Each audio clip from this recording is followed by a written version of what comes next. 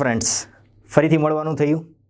તો ગયા લેક્ચરમાં આપણે શું જોયું? તો ગુરુત્વાકર્ષણનો સાર્વત્રિક નિયમ જોયો, તેનું સદિશ સ્વરૂપ જોયું. બરાબર. શું હતો ગુરુત્વાકર્ષણનો સાર્વત્રિક નિયમ? તો બે દળ ધરાવતા પદાર્થો જોઈએ મારી પાસે m1 m2, બેને r અંતરે રાખેલો હોય તો બે વચ્ચે હંમેશા આકર્ષી પ્રકારનું બળ લાગે છે, કારણ કે ફિઝિક્સ પ્રેમનો વિષય છે. યસ, ના, એવું નથી. બે દળ ધરાવતા પદાર્થો વચ્ચે હંમેશા આકર્ષણ બળ જ લાગે છે, અપાકર્ષણ પ્રકારનું કોઈ બળ લાગતું નથી. તો F ઇઝ ઇક્વલ ટુ આપણે શું લખ્યું હતું યાદ કરો?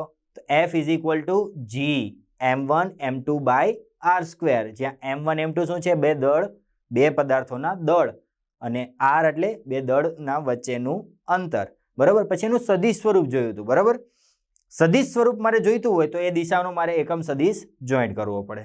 બરાબર. એ જોઈ લીધા પછી આપણે કંઈક અમુક લાક્ષણિકતાઓ જોયેલી હતી. બરાબર. એ લાક્ષણિકતાનો હમણાં થોડો ઉપયોગ આવશે, એટલે થોડું રિવાઇઝ કરી લેજો. અને બીજું કે વિસ્તૃત પદાર્થ વડે લાગતું બળ મેળવેલું. બરાબર. તો આજે આપણે જેમ વાત કરેલી કે બળ લાગે છે તો બળને લીધે પ્રવેગ બી ઉદ્ભવવાનો છે. બરાબર ને? કારણ કે ન્યૂટનના ગતિનો બીજો નિયમ F is equal to m into a, જ્યાં m શું છે? દળ, અને a એટલે પ્રવેગ. તો F is equal to m into a. બળ લાગે છે એટલે પ્રવેગ ઉદ્ભવવાનો. તો આજે આપણે ગુરુત્વ પ્રવેગ અને g ના મૂલ્યમાં થતા ફેરફાર એના વિશે અભ્યાસ કરીશું. તો સૌથી પહેલા ગુરુત્વ પ્રવેગ કોને કહેવાય? ગુરુત્વાકર્ષી બળને કારણે ઉદ્ભવતા પ્રવેગને ગુરુત્વ પ્રવેગ કહેવાય. બરાબર. ચાલો, ધારો કે મારી પાસે me, આનું દળ છે me, અને ત્રિજ્યા re, એટલે re ત્રિજ્યા ધરાવતી અને me દળ ધરાવતી પૃથ્વી છે. એના કેન્દ્રથી, આ ધારો કે કેન્દ્ર છે, r અંતરે ગુરુત્વ પ્રવેગ, ધારો કે r અંતર એટલે કે આ છે, r અંતરે એક દળ ધરાવતો પદાર્થ રહેલો છે. તો આમાં પૃથ્વીને કારણે કેટલું ગુરુત્વ પ્રવેગ ઉદ્ભવે છે એ મારે જાણવું છે. બરાબર. તો સમજી લો કે પૃથ્વીનું દળ me છે અને આનું દળ ધારો કે સ્મોલ m છે. યાદ કરો ગુરુત્વાકર્ષણનો નિયમ F is equal to G m e, આ small m by yes r square. Okay. હવે ધ્યાનથી જોજો, મારે આ કણમાં ઉદ્ભવતો પ્રવેગ મેળવવો છે. બરાબર. તો F by m is equal to, આને હું નીચે લઈ જાઉં છું, જોજો નજર ના હટે, me બાય r સ્ક્વેર. પણ આ જોવો તો શરૂઆતમાં કીધું F is equal to m into a, પણ a છે એની બદલે આપણે અહીંયા ગુરુત્વાકર્ષણનો માહોલ છે તો આપણે g લેશું, બીકોઝ ઓફ ગ્રેવિટી. બરાબર. તો m ઇન્ટુ g, પણ g છે કયો? r અંતર વાળો g. બરાબર. તો g ઓફ r કે આ નીચે જાય તો અહીંયા ક્યાં હશે? g ઓફ r, એટલે કે r અંતરે રહેલા પદાર્થનો ગુરુત્વ પ્રવેગ. શું લખી શકાય? g me by r square. Okay. એટલે ધારો કે આખું આ તંત્ર બનેલું છે, તો આના પર મારે પ્રવેગ મેળવવો હોય તો જે બીજો પદાર્થ છે એનું દળ લઈ લેવાનું. ધારો કે મારે આનો પ્રવેગ મેળવવો છે તો બીજા પદાર્થનું દળ લઈ લેવાનું. ઓકે, ખ્યાલ આવી ગયો ને? તો હવે આપણે કઈ રીતે લખીએ? એમી દળની પૃથ્વી આરી ત્રિજ્યાના કેન્દ્રથી આવે તો ગુરુત્વ પ્રવેગનું મૂલ્ય તો હું કઈ રીતે લખી શકું? g of r. બરાબર. એટલે r અંતરે રહેલું, r અંતરે રહેલા પદાર્થનું ઉદ્ભવતો ગુરુત્વ પ્રવેગ કઈ રીતે લખી શકાય? g એ સિવાયનો કયું બીજું તંત્રમાં કયું દળ છે? તો કે me, બે વચ્ચેનું અંતર r સ્ક્વેર. ખ્યાલ આવે છે ને? પૃથ્વીની સપાટી માટે લઉં, ધારો કે મારે આ સપાટી પર જ જોઈએ છે, આ પૃથ્વીની સપાટી છે, આ સપાટી પર જ મારે ગુરુત્વ પ્રવેગ જોઈતો હોય તો હવે હું આ રીતે કઈ રીતે લખું? તો મારે કઈ રીતે લખી શકાય? g ઓફ r e, અંતર માટે r e. બરાબર. જેને હું ચાલો ge કહી દઉં, એટલે ગ્રેવિટી ઓફ અર્થ. બરાબર. તો હું કઈ રીતે લખી શકું? આમાં r ને બદલે મારે શું મૂકવાનું થશે? re થાય ને? હલો. તો r ની બદલે અહીંયા આવશે r e સ્ક્વેર. ખ્યાલ આવે છે? આ ઇક્વેશન ખાસ યાદ રાખજો, કારણ કે આગળ હમણાં જે g માં થતા ફેરફાર આપણે મેળવશું એમાં આ આવશે, એટલે હું ડાયરેક્ટ ge લખી દઈશ. ત્યારે પછી તમે ફરીથી જોવા ના આવશો કે આનું આ કઈ રીતે લખાણું. બરાબર. જો પૃથ્વીની સપાટી હોય તો r એટલે કે બે વચ્ચેનું અંતર હતું. હવે આ દળને હું ધારો કે અહીંયા સપાટી પર લઈ લઉં તો પછી તો બે વચ્ચેનું અંતર કેટલું થઈ ગયું? RE જેટલું. અરે સમજ પડે કે? હલો, બસ ખ્યાલ આવી ગયો ને? તો આ રીતે અહીંયા સપાટી પર હોય તો GE કહીશું, બરાબર. હવે GE એટલે એમાં અસમજ ન થવી જોઈએ. GE એટલે શું છે? તો કે પૃથ્વીની સપાટી પરનો ગુરુત્વ પ્રવેગ, જેને હું કઈ રીતે દર્શાવું? GME/r². કઈ રીતે આવે છે? તો કે જે F હતું, F માંથી M હું નીચે લઈ જાઉં. આ ન્યૂટનના ગતિનો બીજો નિયમ છે. બીજા નિયમમાંથી મેં પ્રવેગને લીધો એટલે મને r અંતરે મળ્યું, ને સપાટી માટે લઉં તો આવું કંઈક મળે છે. ઓકે, ધ્યાનથી જોઈ લો. પછી આગળ આમાં કન્ફ્યુઝન ન થવું જોઈએ, કારણ કે આમાં કન્ફ્યુઝન થશે તો પછી આગળનો તો કોઈ પ્રશ્ન જ નથી. ઓકે, તમારે એક આ ખાસ યાદ રાખવાનું છે કે GE કઈ રીતે? GE એટલે પૃથ્વીનું દળ અને પૃથ્વીની ત્રિજ્યા. ઓકે, હવે આ જે રીતે જે GE એટલે કે સપાટી પર ગુરુત્વ પ્રવેગનું મૂલ્ય મળે છે એમાં ફેરફાર થાય છે, બરાબર. એ ફેરફાર જે થાય છે એ કયા કયા કિસ્સામાં કઈ કઈ રીતે ફેરફાર થાય છે એ આપણે જોવાનું છે. તો પેલું છે G માં ઊંચાઈ સાથે ફેરફાર, બરાબર. ધારો કે પૃથ્વી છે મારી પાસે, કે જેનું કેન્દ્રથી અંતર એટલે કે ત્રિજ્યા પૃથ્વીની થશે RE, બરાબર. ત્યાંથી ધારો કે મારે h ઊંચાઈ રહેલો m દળનો પદાર્થ, બરાબર. અને એ દળના પદાર્થના પૃથ્વીના કેન્દ્રથી એ દળનું અંતર છે r, બરાબર. સમજ પડે છે? પૃથ્વીની ત્રિજ્યા ધારો કે છે RE. પૃથ્વીની સપાટીથી h ઊંચાઈએ જતા જીમાં જે ફેરફાર થાય છે એનું આપણે સૂત્ર મેળવવાનું છે. ખ્યાલ આવે છે ને? આ પૃથ્વીની સપાટી છે, દેખાય છે કે નહીં? આ પૃથ્વીની સપાટીથી h ઊંચાઈ, અને ધારો કે આ કેન્દ્ર છે, પૃથ્વીના કેન્દ્રથી આ જે m દળના પદાર્થનું કેન્દ્ર છે એ બે વચ્ચેનું અંતર ધારો કે r છે, બરાબર. તો પૃથ્વીના કેન્દ્રથી r અંતરે ગુરુત્વ પ્રવેગ મારે જોઈએ છે.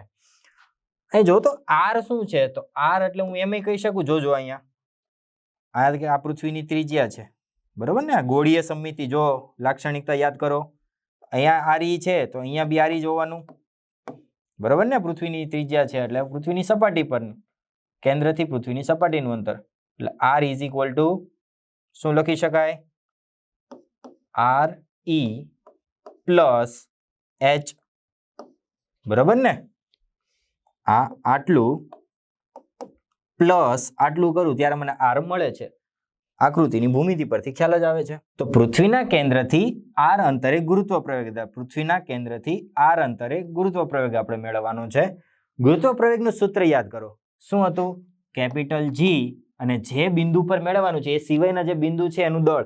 તો આપણે r અંતરે જે ગુરુત્વ પ્રવેગ છે આની બદલે આપણે બીજો કયો આવશે? ME, અને બે વચ્ચેનું અંતર શું આવશે? r², બરાબર. G of h is equal to GME/r². અને આપણે સપાટીના સંદર્ભમાં ગુરુત્વ પ્રવેગ મેળવશું, બરાબર. પણ r શું છે? જો તો r શું છે? RE plus h.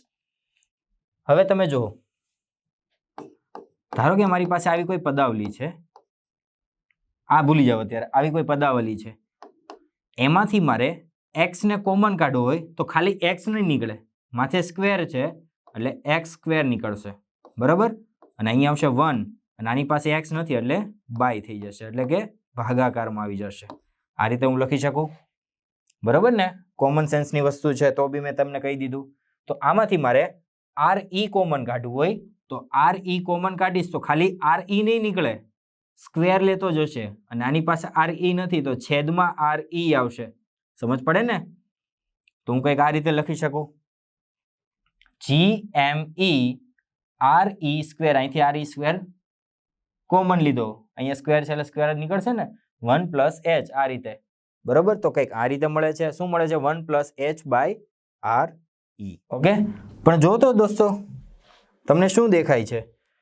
તો કે જે આ વસ્તુ રહી GME RE², યાદ કરો, મેં હમણાં જ કીધેલું કે આ સૂત્ર તમારે ખાસ યાદ રાખવાનું છે. આને હું શું કહી શકું? સપાટી પરનો ગુરુત્વ પ્રવેગ છે ને. ત્યારે મેં કીધેલું કે આ સૂત્ર તમારે ખાસ યાદ રાખવાનું, આગળ આનો ઉપયોગ આવશે. તો GME પૃથ્વીનું દળ છેદમાં પૃથ્વીની ત્રિજ્યા, તો એ સપાટી પરનો ગુરુત્વ પ્રવેગ થાય છે. ઓકે, તો હું એમ લખી શકું કે G of h is equal to GE by 1 plus h by RE whole square. અહીંયા જે હતું એની બદલે મેં GE મૂકી દીધું, નીચે તો એઝ ઇટ ઇઝ જ છે. હવે જો એક કિસ્સો લઈએ કે h છે એટલે કે અહીંયા જે ઊંચાઈ હતી સપાટી પરથી જે ઊંચાઈ એ RE કરતા બહુ જ નાની હોય. બરાબર, જો નાની હોય તો આને હું ઉપર લઈ જાઉં તો 2 છે એની બદલે -2 આવશે. બરાબર ને, છેદ છે એને હું અંશમાં લઈ જઈશ તો રેસ 2 છે એની બદલે રેસ ટુ -2 થઈ જશે. બરાબર, તો આનું દ્વિપદી પ્રમાણે વિસ્તરણ કરીએ અને જે મોટી ઘાતવાળા પદો છે એને અવગણીએ. ધારો કે મારી પાસે 1 પ્લસ x રેસ ટુ -2 છે. બરાબર, હવે મારે આનું દ્વિપદી પ્રમાણે વિસ્તરણ આપવું છે અને જે મોટી ઘાતો છે એને અવગણવી છે. તો 1 -2 છે એ આગળ આવી જશે અને આ બેનો ગુણાકાર એટલે x અને 1 ગુણવામાં કઈ તો પ્રશ્ન જ નથી. અને પછી જે અહીંયા પદો આવશે એને આપણે મોટી ઘાતવાળા છે એટલે અવગણશું, એટલે મારી પાસે કંઈક આટલી વસ્તુ મળશે. એ જ ફોર્મ્યુલા અહીંયા લાગુ પાડીએ. બરાબર, આખાનું દ્વિપદી પ્રમાણે વિસ્તરણ આપું છું. તો જો 1 -2 આ બેનો ગુણાકાર 1 જ છે તો કોઈ પ્રશ્ન જ નથી અને g તો એઝ ઇટ ઇઝ હેલું આવે છે. બરાબર, તો આ જે મળેલું છે એ એ બે સૂત્ર થઈ ગયા છે તમારી પાસે, એક આ છે અને એક આ છે. બરાબર, પણ બંને સૂત્રમાંથી તમારે ઉપયોગ શેનો કરવાનો? યસ, આનો જ કરવાનો. આ તો એક કિસ્સો છે, સમજી લો કે h જ્યારે નાનો હોય ત્યારે જ આ વાપરી શકાય. બરાબર, હવે ધારો કે ચાલો હું તમને અત્યારે કામ આપું. આ h છે એને હું અત્યારે 10 લઈ લઉં. બરાબર, અને GE તો તમને ખ્યાલ જ છે કેટલો છે, 9.8 અને RE 6400 કિલોમીટર. બરાબર, આ બધી વેલ્યુ છે તમે મૂકશો તો h સપાટીએ કેટલો આવશે ગુરુત્વ પ્રવેગ? તમે જોવો તો જરા, ગણતરી કરી કેટલો જવાબ આવ્યો? તો ભાઈ તમારે જે નિયર અબાઉટ જ આવેલો હશે, કેટલો હશે? 9. સમજી લો 7 ને એવું કંઈક આવેલું હશે. પણ આ તો 9.8 ના નિયર અબાઉટ જ થયો ને. આપણે પેલું સાર્થક સંખ્યા તમને યાદ છે ને બીજા ચેપ્ટરની, યાર તે કરીએ તો આ 9.8 જેવું કંઈક આવે. એટલે હું એમ કહી શકું કે 10 કિલોમીટર સુધી તો આ કોન્સ્ટન્ટ જ રહે છે. બરાબર, સપાટીથી 10 કિલોમીટર જેટલા ઉપર જાઓ તો g છે એમાં કોઈ એટલું બધું વેરિએશન આવતું નથી, એટલે હું ઓલમોસ્ટ કોન્સ્ટન્ટ લઈ શકું. પણ તો h છે એ ક્યાં સુધી હું લઈ શકું? નાનો છે તો એની કંઈક રેન્જ હશે ને. તો h છે ને એ તમે 500 કિલોમીટર હોય ને, 500 કિલોમીટર બી ઇન્ક્લુડ થઈ જાય ત્યાં સુધી જ, એટલે કે 10 થી 10 તો તમે લઈ લીધો, ચાલો વાંધો નહીં. એટલે તમે 11 થી 500 સુધીના કિલોમીટરો હોય ત્યારે તમે આ ડુપ્લિકેટ સૂત્ર યુઝ કરી શકો. પણ જો 500 થી વધારે આવે તો તમારે ફરજિયાત આ જ સૂત્ર વાપરવું પડે. બરાબર, એટલે હું તમને લખી આપું છું કે ભાઈ ચાલો h નું મૂલ્ય 10 સુધી હોય તો અચળ રહેશે. 11 થી 500 હોય કિલોમીટર તો કયું આવશે? GE 1 - 2h by RE. અને 500 થી વધારે હોય તો GE 1 plus h by RE whole square. આ રીતનું. બરાબર, પોઝ કરીને આ એક જગ્યાએ નોટ ડાઉન કરી દો, કારણ કે આ ખૂબ ઉપયોગી છે. ઓકે, આ નોટ કરાવવાનું એક કારણ છે. એમાં એવું છે કે એક વખત નીટમાં સવાલ પૂછાયેલો કે ભાઈ h છે પૃથ્વીની સપાટીથી ધારો કે RE બાય 2 અંતર. યાદ રાખજો, પૃથ્વીની સપાટીથી ઉપરની તરફ RE બાય 2 અંતર ગુરુત્વ પ્રવેગનું મૂલ્ય કેટલું થશે? બરાબર, તો અહીં મૂકો તો RE બાય 2, તો અહીંયા મૂકીએ RE બાય 2 ગુણ્યા 2, નીચે RE છે તો ઉડી જાય, આ ઉડી જાય. અહીંયા આવે શું આવશે? 1. બરાબર, તો 1 - 0 0, અને 0 ઓપ્શન હતો, ખૂપા બધાએ 0 કરીને, બધા ખોટા. કેમ? કારણ કે RE કેટલું? 6400 કિલોમીટર. એના હાફ કરીએ તો એ 500 થી તો ડબલ જ હોવાનું ને, 500 થી તો વધારે જ હોવાનું ને. એટલે આ જે સૂત્ર છે તમે કયા કિસ્સામાં લાગુ પાડી શકો? જ્યારે h નું મૂલ્ય 500 કિલોમીટર સુધી હોય ત્યારે તમે આ ડુપ્લિકેટ સૂત્ર જ યુઝ કરી શકો, નહીતર તમારે આ જ સૂત્ર ગણવાનું છે. બરાબર, એટલે આ ટ્રીક તમે મગજમાં બેસાડી દેજો નીટમાં તો ખાસ, નીટમાં દર વખતે એક ક્વેશ્ચન આવી રીતનો ટ્રિકી કરે જ છે કે તમને RE/3 કહી દઈએ તો તમારે શું કરવાનું કે ફટાફટ 6400 ભાગ્યા જેટલા કીધેલા હોય એ કરવાના. જો આ 500 થી ઓછું આવે તો જ આ વાપરવાનું છે, 500 થી વધારે આવે એટલે તમારે આ જ વાપરવાનું. બરોબર? જેટલા લોકોએ અમારી વખતે જ્યારે પૂછાયેલો RE/2 કીધેલું બધાએ 0 ઓપ્શનમાં ખૂપા જવા જ દીધું, પણ એમ નહીં. તમે જોવો તો ખરા, એક કન્ડિશન આપેલી છે h જ્યારે RE કરતા નાનો હોય. બરોબર? હવે જીના મૂલ્યમાં ઊંડાઈ સાથે થતો ફેરફાર. બરોબર? તો કે પૃથ્વીની સપાટી, ધારો કે પૃથ્વી છે એની સપાટીથી d ઊંડાઈએ આવેલા બિંદુએ, તો આ ધારો કે d ઊંડાઈ છે, બિંદુએ m દળનો પદાર્થ છે, એટલે ધારો કે અહીંયા આ m દળનો પદાર્થ રહેલો છે. બરોબર? આ શું થશે? આખું પૃથ્વી છે તો આ જે ગ્રીન કલરની રેખા છે એ શું થશે? યસ, પૃથ્વીની ત્રિજ્યા RE. બરોબર? અને આની ત્રિજ્યા અને આ જે પર્પલ કલરની જે રેખા છે એ શું દર્શાવે છે? આ ગોળાની ત્રિજ્યા દેખાડે છે. એ કેટલી છે? તો m દળના પદાર્થ પર, એટલે કે આ પદાર્થ પર d જાડાઈના કવચમાંના દ્રવ્યના લીધે કોઈ ગુરુત્વાકર્ષી બળ લાગતું નથી. ઓકે, હવે તમને વધારે ખ્યાલ આવશે. આ જે m દળનો પદાર્થ છે, આ m દળના પદાર્થ પર આ જે d જાડાઈનો જે કવચ છે એને લીધે કોઈ ગુરુત્વાકર્ષી બળ લાગતું નથી. કેમ? યાદ કરો લાક્ષણિકતા. યાદ હતું ને? મેં કીધેલું કે આ ખાસ યાદ રાખજો, આનો આગળ ઉપયોગ આવશે. આ લાક્ષણિકતામાં કીધેલું કે પેલું હતું ને, આ રીતે એમ હતું, અહીંથી જેટલું બળ લાગે તો આ, અને અહીંથી જેટલું બળ લાગે અસર નાબૂદ કરે, અહીંથી જેટલું લાગે એટલું લાગે અસર નાબૂદ કરી દે, એટલે એ રીતે 0 થાય. એટલે ખ્યાલ આવ્યો કે ગુરુત્વાકર્ષી બળ લાગતું નથી. તો m દળના પદાર્થ પર લાગતું નથી. તો ભાઈ બળ શેના લીધે લાગે છે? તો કે m દળના પદાર્થ પર r ત્રિજ્યાના અને m ડેશ દળના ગોળાને લીધે જ ગુરુત્વાકર્ષી બળ લાગે છે. બરાબર? જોઈ લો, આ r ત્રિજ્યા અને આ જે આખો ગોળો છે, આખા ગોળાનું દળ ધારો કે કેટલું છે? m ડેશ છે. અને ગોળાની ત્રિજ્યા જો તો જરા મેં દર્શાવેલી છે, ગોળાની ત્રિજ્યા કેટલી છે? યસ, r છે. પણ જો જરા r શું છે? r એ આખા RE માંથી d બાદ કરી દઉં એટલું RE આવે. આખું RE છે એમાંથી હું આ d બાદ કરી દઉં, આટલું બાદ કરી દઉં તો મને આટલું મળે. તો હું એમ કહી શકું r = RE - d. ઓકે? તો હવે આપણે આ ગોળાનું દળ શોધવું છે. આ જે ગોળો છે એના લીધે જે બળ લાગે છે, એમ જેમ કીધું આપણે આગળના મુદ્દામાં, તો m દળ ધરાવતા પદાર્થ પર આ m ડેશ દળ ધરાવતા ગોળા વડે જ બળ લાગે છે, કવચ વડે લાગતું નથી. એવું આપણે ભણી ચૂક્યા. તો મારે આનું બી દળ શોધવું જ પડે ને. બરોબર? આ m ડેશ છે એ મારે પહેલા મેળવવો પડે, તો જ આના પર કઈ રીતે બળ લાગે છે ખ્યાલ આવે ને. તો મારે m ડેશ મેળવવો હોય તો કઈ રીતે મળશે? તો કે m ડેશ = ρe × 4/3 πr³. કઈ રીતે આવ્યું? કઈ નહીં, સિમ્પલ છે. ઘનતા = દળના છેદમાં કદ. પૃથ્વી તો કેવું છે કે પૃથ્વીની ઘનતા ρe છે, એટલે અહીંયા આપણે કીધું ρe. દળ કેટલું છે ગોળાનું? m dash. અને m ડેશ દળના ગોળાનું કદ, એટલે કે કદનું સૂત્ર શું છે ગોળાનું? 4/3 πr. r એટલે એની ત્રિજ્યા કેટલી છે? સ્મોલ r, એનો ક્યુબ. ઓકે? તો આમાં મારે m ડેશ નું કરતા બનાવું તો આ રીતે આની સામેની સાઈડ જશે તો આ સૂત્ર મળી જાય. બરાબર?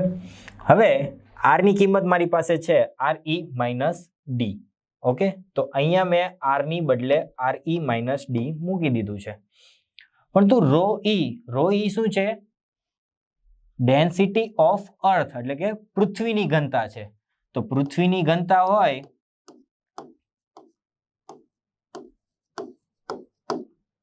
તો ઉપર કઈ રીતે લખાય? પૃથ્વીનું દળ. નીચે શું લખાશે? પૃથ્વીનું કદ. પૃથ્વી એક પ્રકારનો ગોળો છે, એટલે આપણે એનું ગોળાનું સૂત્ર લાગુ પાડેલું છે. તો પૃથ્વીનું દળ me, પૃથ્વીનું કદ 4/3 πre. યાદ રાખજો, ક્યુબ. ઓકે? 4/3 अपॉन कटीला, पाई काट डालेगा. तो આપણી પાસે કેટલું મળશે જો તો જરા ફરીથી રિવાઇઝ કરો. તો કે me/re³ RE minus D cube મળશે આવું કંઈક, બરોબર. તો આપણે આ ગોળાનું દળ જે અહીંયા એમ ડેશ હતું અનનોન, એ ગોળાનું દળ મળી ગયું છે. ઓકે, આ જોઈ લેજો, ગોળાનું દળ મળી ગયું છે. હવે આ ગોળો, આ જે પદાર્થ છે એના પર, એટલે મારે એમ દળ ધરાવતા પદાર્થ પર ઉદ્ભવતો પ્રવેગ મેળવવો હોય, યાદ રાખજો મેં કીધેલું આ એક ગોળો છે, આ ગોળો છે, આના પર મેળવવું હોય તો આનું દળ લેવું પડે, અને આના પર ઉદ્ભવતો પ્રવેગ મેળવવું હોય તો આનું દળ લેવું પડે. તો આ બંને તંત્ર છે એમાં મારે એમ દળના પદાર્થ પર ઉદ્ભવતો પ્રવેગ મેળવવો હોય તો આ ગોળાનું દળ લેવું પડે, અથવા તમને જો સૂત્ર ડાયરેક્ટ યાદ હોય તો કોઈ પ્રોબ્લેમ નથી. એમ દળના પદાર્થ પર ઉદ્ભવતો ગુરુત્વ પ્રવેગ, તો કેના લીધે આપણે જેમ પહેલા કીધેલું એમ કે એમ દળના પદાર્થ પર માત્ર ગોળાને લીધે જ બળ લાગે છે, તો એ દળનો ગોળાને લીધે જ બળ લાગે છે તો એ એમ ડેશ આવશે, બરોબર, બાય આર સ્ક્વેર, બે વચ્ચેનું અંતર, ગોળાના કેન્દ્રથી એમ દળના પદાર્થ પર રહે, ગોળાના કેન્દ્રથી એમ પદાર્થ વચ્ચેનું અંતર, તો એ આર છે, બરોબર. આપણી પાસે તો એમ ડેશ નું મૂલ્ય છે જે આપણે સબસ્ટિટ્યુટ કરશું. જો તો જરા શું લખી શકાય, તો G by R square, R ની કેલી વેલ્યુ છે અમારી પાસે RE minus D whole square ગુણ્યા એમ ડેશ, તો M E by RE cube RE minus D cube. Okay, આ સ્ક્વેર છે, આ ક્યુબ છે, બરોબર. તો ये अपन कटीला એટલે કે કાટ ડાલેગા. બીજું કઈ ઉડે એવું ખરું તો ફટાફટ ઉડાડી દઈએ, નથી તો શું લખાશે જો તો જરા, G of D is equal to GME by RE cube અને RE માઇનસ ડી, જો આ રીતે લખેલું છે. પણ જો જરા ફરીથી ફિરસે દેખો દેખો વો આ ગયા, ક્યાં આયા, યે આ શું છે આપણી પાસે, યસ પૃથ્વીની સપાટી પરનો ગુરુત્વ પ્રવેગ. તો હું આ રીતે લખી શકું, આની બદલે GE RE મેં છૂટા પાડી દીધા છે, RE મેં છેદ વિભાજન કરી દીધું છે, તો RE બાય RE એટલે 1 વચ્ચે માઇનસ ને D બાય RE, બરાબર. હવે ધારો કે મારે આ રીતે પૃથ્વી હતી અને ત્યાંથી આપણે ડી અંતરે મેળવેલું, બરોબર. હવે મારે ધારો કે કેન્દ્ર પર મારે ગુરુત્વ પ્રવેગ મેળવવો છે, તો મારે આ બે વચ્ચે અંતર મેળવવાનું થશે. પણ આ શું છે જો તો જરા, આ તો પૃથ્વીની ત્રિજ્યા જ છે, ખ્યાલ આવે છે ને. તો હું એમ કહી શકું D is equal two RE જ થાય. અહીંયા હતું આપણે આટલી જાડાઈનું લીધેલું, હવે તો કેન્દ્ર પર મેળવશે તો આટલી લેવું પડે, તો આ તો આપણે RE થઈ જાય, તો D ની બદલે હું RE મૂકું, ચાલો તો GE 1 minus RE by RE, આ તો 1 1 અને 1 માઇનસ 1 એટલે 0, બરાબર. તો પૃથ્વીના કેન્દ્ર પર D is equal two RE હોવાથી કેન્દ્ર પરનો ગુરુત્વ પ્રવેગ 0 થાય છે. ખ્યાલ આવી ગયો દોસ્તો. અહીંયા બીજું એક સૂત્ર તમને મળી શકે એમ છે, જો તો જરા, G is equal two GE RE minus D શું છે, R છે, બાય RE. ઓકે, આ છે એ મોસ્ટ IMP ઇક્વેશન છે જે તમને ઘણી જગ્યાએ યુઝ થઈ શકે. તમને કોઈ બી જગ્યાએ ડાયરેક્ટ પૂછેલું હોય પૃથ્વીની સપાટીથી ધારો કે R ઊંડાઈએ રહેલા બિંદુ પર ગુરુત્વ પ્રવેગનું મૂલ્ય કેટલું થાય, તો તમારી પાસે ડાયરેક્ટ સૂત્ર છે GE R by capital RE એટલે કે પૃથ્વીની ત્રિજ્યા, બરોબર. કે આ સૂત્ર મોસ્ટ IMP છે.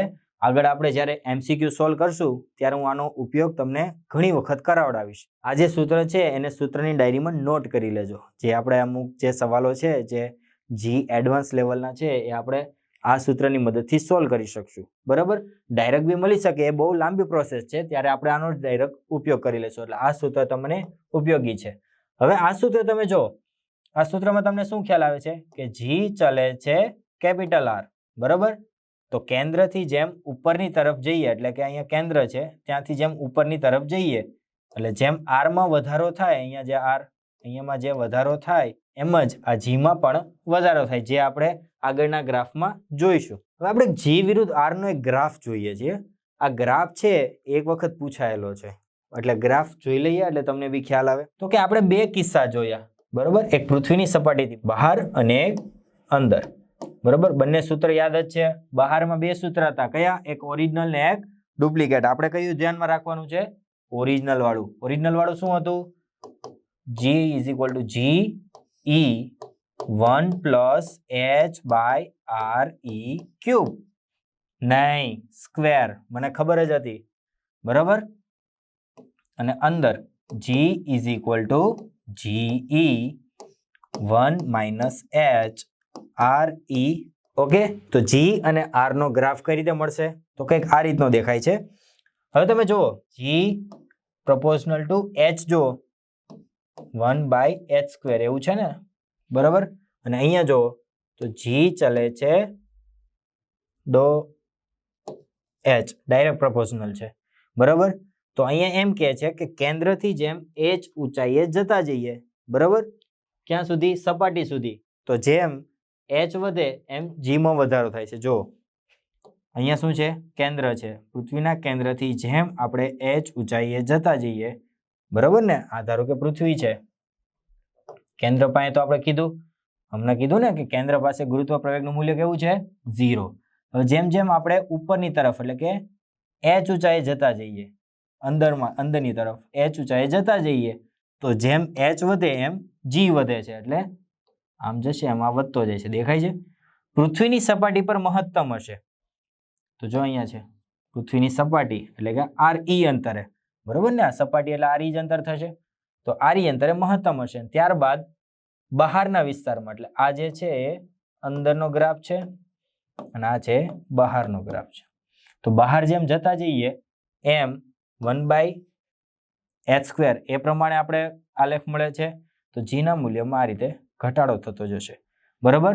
આ જે ગ્રાફ છે એ એક વખત નીટમાં પૂછાઈ ચૂકેલો છે, બરોબર. આના સગા સંબંધીઓ છે એ બધા વિદ્યુતમાં આવશે તો એમાં બી કંઈક આ જ રીતનો ગ્રાફ આવે છે, એ ત્યારે જોઈશું, બરોબર. તો આ ગ્રાફમાં તમને ખ્યાલ આવી ગયો. ઓકે, તો આજે આપણે ગુરુત્વ પ્રવેગ વિશે જાણ્યું કે ગુરુત્વ પ્રવેગ કોને કહેવાય? તો કે ગુરુત્વાકર્ષી બળને લીધે ઉદ્ભવતા પ્રવેગને આપણે ગુરુત્વ પ્રવેગ કહીએ છીએ. પછી એનું સૂત્ર મેળવેલું, બરોબર. ગુરુત્વ પ્રવેગ મળી ગયો, ત્યારબાદ આપણે એમાં થતા ફેરફારોમાં બે પ્રકારના ફેરફાર જોઈએ. એક આપણે પૃથ્વીની સપાટીથી h ઊંચાઈએ જતા અને પૃથ્વીની સપાટીથી d ઊંડાઈએ જતા, આ બે ફેરફારો આપણે ધ્યાનમાં લીધા. ત્યારબાદ આપણે g અને r નો ગ્રાફ જોયો. હવે આગલા લેક્ચરમાં આપણે આ બધા કિસ્સામાં સ્થિર ધારેલી છે, બરોબર. પણ પૃથ્વી પોતાની ધરી પર ધરીભ્રમણ પર કરે જ છે ને, તો આપણે એ કન્સિડર કરશું. અને બીજું કે પૃથ્વીના જે આકાર છે એના લીધે g માં શું ફેરફાર થાય છે એ જોઈશું, બરાબર. તો ત્યાં સુધી રિવિઝન કરો, મહત્તમ MCQ સોલ્વ કરતા રહો, રીડિંગ કરો. All the very best.